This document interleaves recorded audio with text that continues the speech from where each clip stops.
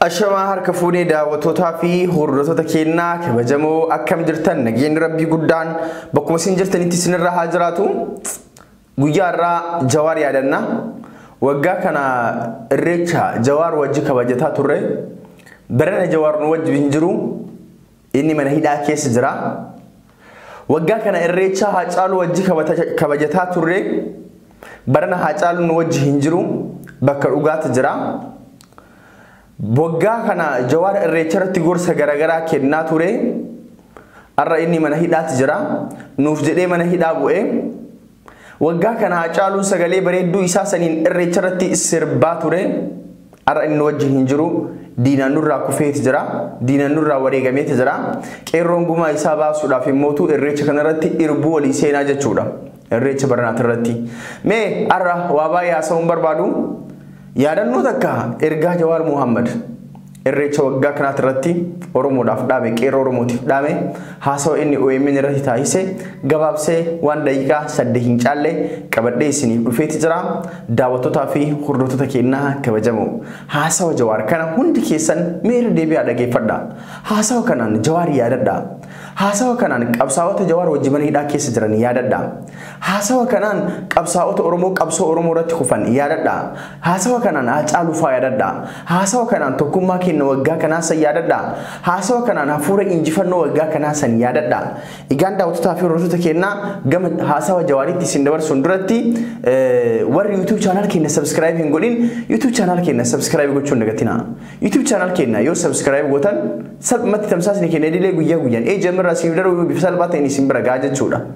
Kanaaf warri YouTube irratti nu hordoftan YouTube channel keenya subscribe godhadhaa. Warri karaa fuula Facebook keenyaatti nu hordoftan immoo page fuula Facebook keenya like follow godhachuun dagatina. Daawwattootaa fi hordoftoota keenyaa kabajamoo egaa haasawa Jawaar wajjin turtii gaarii.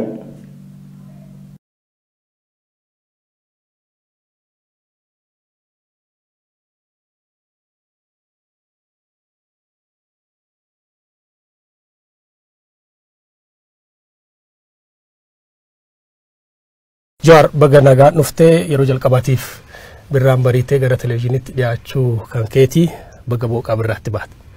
Baga waliin itti dabarre. Hayyee irreechatti deemaa jirra. Irreechi bara kanaa wanti adda godhu yeroo jalqabaatiif jaarraa tokko walakkaa booda hora Finfinneetti irreeffachuuf jirra. Irreecha kana milkeessuudhaaf haldureewwan garaagaraati kan deemaa jiranii qophii irreecha cinatti araarri abbootii gadaa Tuulamaarree raawwatee jira. Abbootii gadaa Tuulamaa garaan walanqatee ture.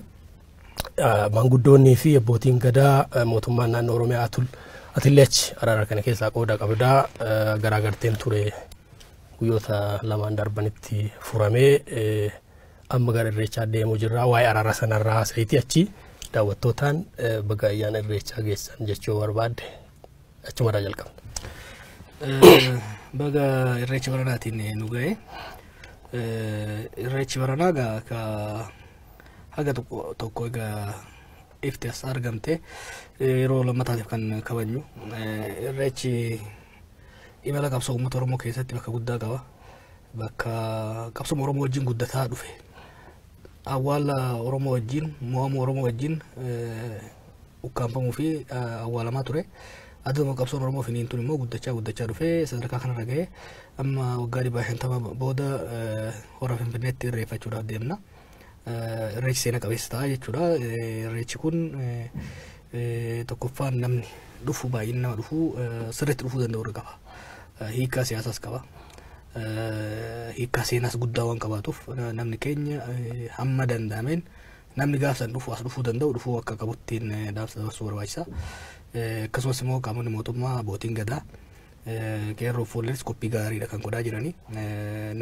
Nageenya gaafsan magaalaa kana keessattis warra irreecha dhufuufis jiraatota magaalattiitiifis nageenya mirkaneessuu irratti hojii hojjetuudha.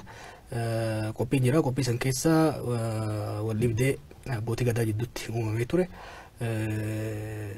Hayyoonni gadaa qeerroo fuulleen bulchiinsa mootummaa naannoo Oromiyaatis ta'uudhaan dhiibbaa gorsa wayiwaatti godhameen araarri suni bu'ee jira. Kuni gama tokkoon irreecha kan mirkaneessuu irratti waan guddaadha kan qabaatu. Qeerroo fi Fooleenis qophii guddaadha kan godhaa jiran gaafsan nagayaan uummata addaan galchuudhaaf gama mootummaatis qophiin akka godhamutti kan ilaalu. Keessattuu nageenya irratti fuulleffannaa guddaa barbaachisa.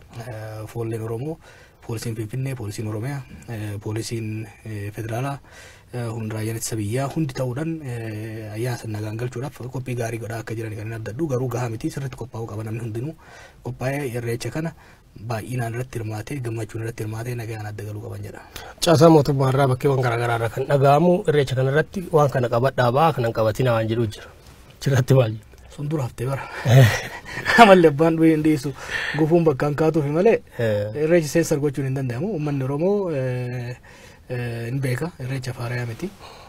Waan aadaa isaa calaqqisiisa, waan eenyummaa isaa calaqqisiisa, waan ilaalcha isaa calaqqisiisa, waan isa fakkaata qabatee dhufa kana qabatee hin dhufin kana qabadhu kottu jennee uummata kana gorsuun miila mataa hooqee ta'uudha dhufa taati. Kanaaf uummanni keenya hin beeka. Mootummaanis kanan qabatinaa sanin qabatinaa keessa seenuu hin qabu. Uummanni keenya waan aadaa teenya mul'isu, waan tokkummaa keenya mul'isu, waan irra keenya mul'isu, waan sabaaf sablammoota hin muufachiifne, waan ayyaana san fakkaatu, waan qabsoo keenya fakkaatu qabatanii uffatanii miidhaganii bahuun sirna akka dhagaa jirutti sabaaf sablammoonni biyyattii hundi bakka bu'ummaadhaan irratti kan hirmaatanii. Kanaaf dargaggeessi keenyas shamarran keenyas hayyotaa fi abboonni keenyas waan Oromoo gahaa waan Oromiyaa gahaa qabatanii dhufuudhaan ayyaana isaanii irreeffatanii wal jidduutti qofa osoo hin ta'in sababa lammummoota wajjin qabatanii dhufuun gaariidha. Kana qabadhaa sanin qabatinaa keessa yoo seenne gara morkaatti ta'a. Takkaa taatellee hin beektu. Gaafan ijoollee beekta xiqqaa tokko ta'een irreecha dhaqa ture. Yeroo sana amma dura gaafan dhufnaan fakkaata bishooftu gara diitti gara aadaa sanitti sakatta'anii akkuma dongorallee qabattuma keessa irratti illee yoo magariisaaf diimaan jiraate sirraa kutan turani. Dura ka abbaa gadaallee muran turan booda ka abbaa gadaa dhiisan oduma jaan booda ifatanii dhiisan jechuudha. Kanaaf seensarshiippiin hin hojjetu. Namni keenyaaf beeka. If beeka waan ayyaanicha fakkaatu, waan Oromoof Oromiyaa fakkaatu, waan tokkummaa keenya cimsaa, waan kabajaa sabaa Solomootaa qabnu mul'isu qabatee dhufuun gorsa kiyya.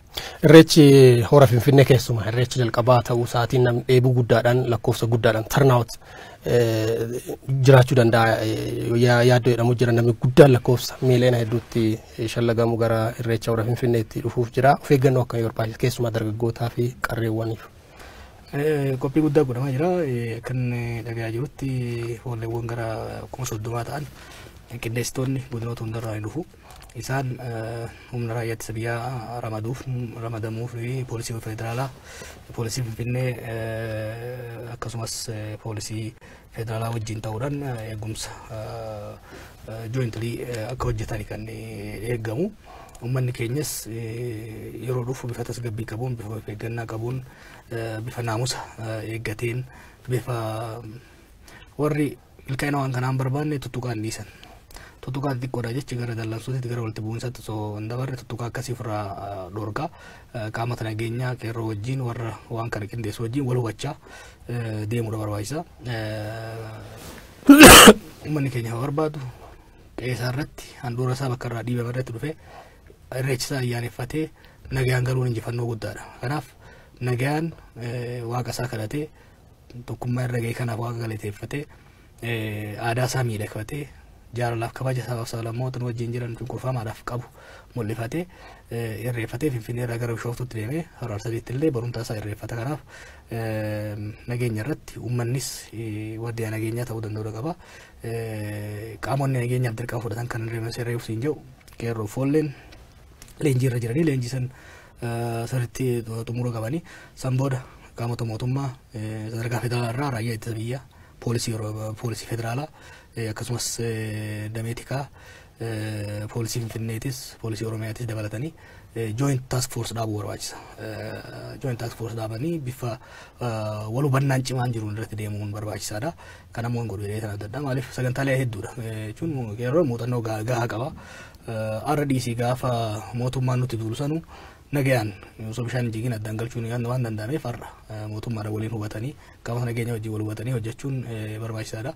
Warri mootummallee hawaasas bifa hirmaachiseen nagayeessuu irratti fuulleffachuu qaban jedha. Galatoomii.